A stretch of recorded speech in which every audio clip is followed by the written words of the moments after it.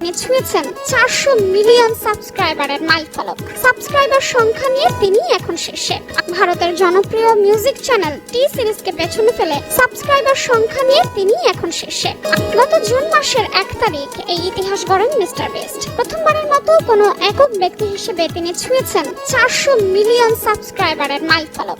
ইউটিউবের সবচেয়ে আলোচিত কন্টেন্ট ক্রিয়েটর মিস্টার বিস্ট করেছেন নতুন এক রেকর্ড, বিশেষ সম্মাননা যা এর আগে আর কেউ কখনো পায়নি।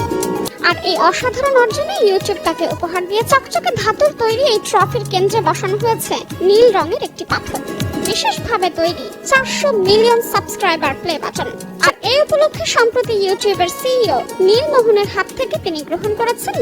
এদিকে এই ট্রফির ডিজাইন নিয়ে সোশ্যাল মিডিয়ায় শুরু হয়েছে তীব্র আলোচনা। ট্রোল করে একে বলছেন এটা তো যেন এআই দিয়ে বানানো প্লে বাটন। কেউ আবার লিখেছেন এটা আগের বাটনের মাঝখানে নীল রং লাগানো ছাড়া আর কিছুই নয়। অনেকেই বলছেন ডিজাইন আরো ইউনিক হওয়া উচিত ছিল।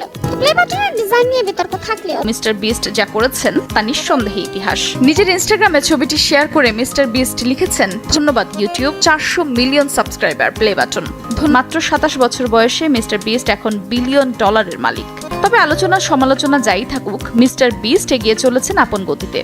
এছাড়া তার বিস্ট ইন্ডাস্ট্রিজ প্রতিষ্ঠান 2024 সালে আয় করেছে প্রায় 473 মিলিয়ন ডলার। যিনি উত্তরাধিকার ছাড়াই বিলিয়নিয়ার হয়েছেন। তিনি বিশ্বের কন্টেন্ট দুনিয়ার প্রথম ব্যক্তি দেখিয়েছে। আর 25 সালে এই পরিমাণ দ্বিগুণ হওয়ার আশা করা হচ্ছে।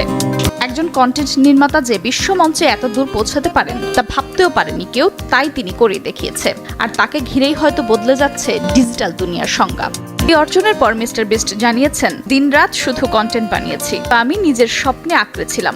এক দশক আগে কেউ আমাকে বিশ্বাস করতো না। আজ আমার জীবনের অর্থ আছে কারণ আমার আছে দর্শক।